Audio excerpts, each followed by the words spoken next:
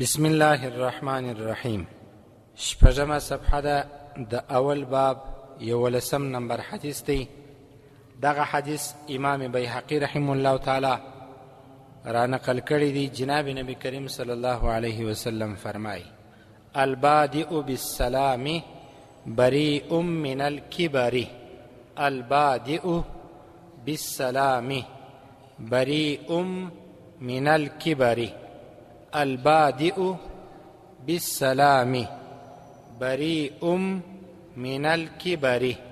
لفظی ترجمه: البادئ شروع کونکی، بالسلام په سلام سره، بریء بیزار دی، من الکبر د تکبر او لویی و فخر څخه. څونه ښایسته حدیث دی. البادئ شروع کونکی، بالسلام په سلام سره، پیل کونکی په سلام سره، بریء بیزار دی، من الکبر د لویی څخه، د تکبر څخه، د فخر څخه، د لوړتیا څخه، د فوقیت څخه. دغه انسان بری دی، بیزار دی. اوس نو څه معنا؟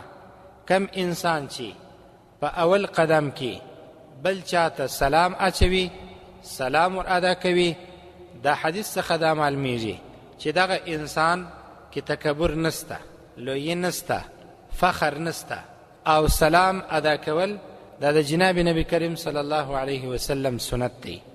صحابه کرامو داسې ژوند کوي چې یو د بلې سبقت کاوه، په سلام اداینه کې سبقت و مختوالی کوي. کله چې به په سفر کې روان وه، غونډۍ به مخته رالل، تپه به مخته رالل، سرنیام بسوله، پټ بسوله، چې بیا به سره ښکاره سوله، بیا به ویل السلام علیکم ورحمت الله، السلام علیکم. جناب نبی کریم صلی الله علیه وسلم یو ځل د سلام فضایل بیانول. یو صحابي ولاړی چې زه بل کار نه کوم، نه په بازار کې د السلام علیکم وظیفه ادا کومه. ټوله ورځ یې تېره کړله په بازار کې السلام علیکم، السلام علیکم، خلکو ته یې سلام ادا کاوه. ځکه نو موږ او ستاسو فقها فرمایي چې انسان کله سلام ادا کوي پر هغه طریقه ادا کی کومه طریقه چې د جناب نبی کریم صلی الله علیه وسلم ده. هغه طریقه چې ده تاسو یې نن واورئ. السلام علیکم، دغسې سلام که چا ادا کوي السلام علیکم، نو ګویا کې د سنت طریقه ژوندی کړل او ادا یې کړله. که چا داسې سلام ادا کوي سلام علیکم، نه سنت ادا سو نه جواب واجب دی، بلکې برعکس الفاظ لا هم غلط کړله، ترجمه هم غلطه سوله.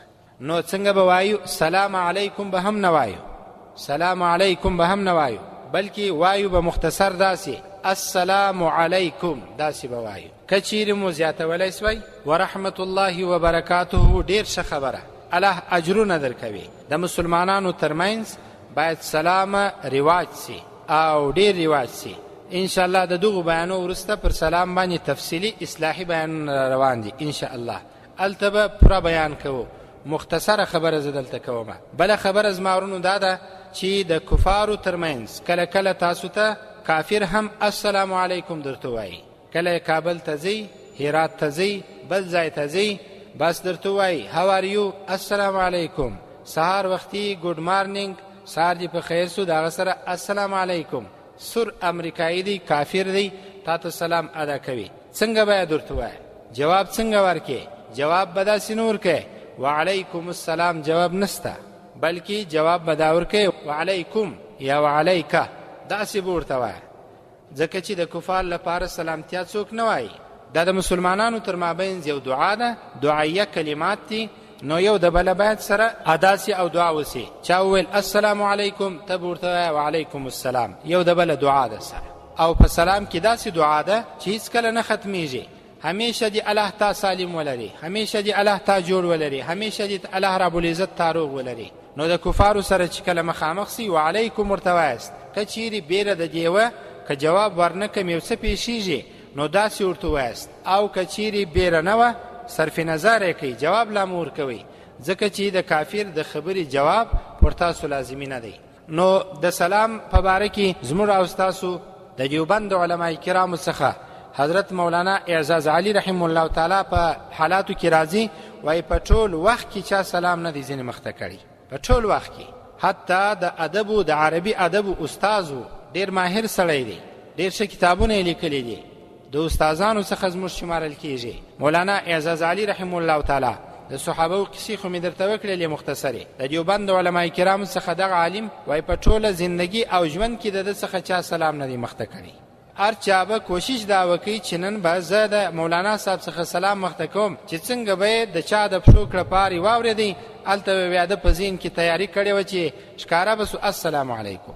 دغسې د سلام عادت جوړ کړو او تاسو چې کله مو داسې عادت جوړ کړي نو انشاءالله تعالی مشکلات هم حلیږي. نو داسې طریقې د سلام لپاره سلام علیکم، سلام علیکم داسې نه دي، بلکې السلام علیکم و په جواب کې وعلیکم السلام ورته وویل سي. بله خبره دا ده چې سلام په کومو ځایو کې باید ادا نه کړو.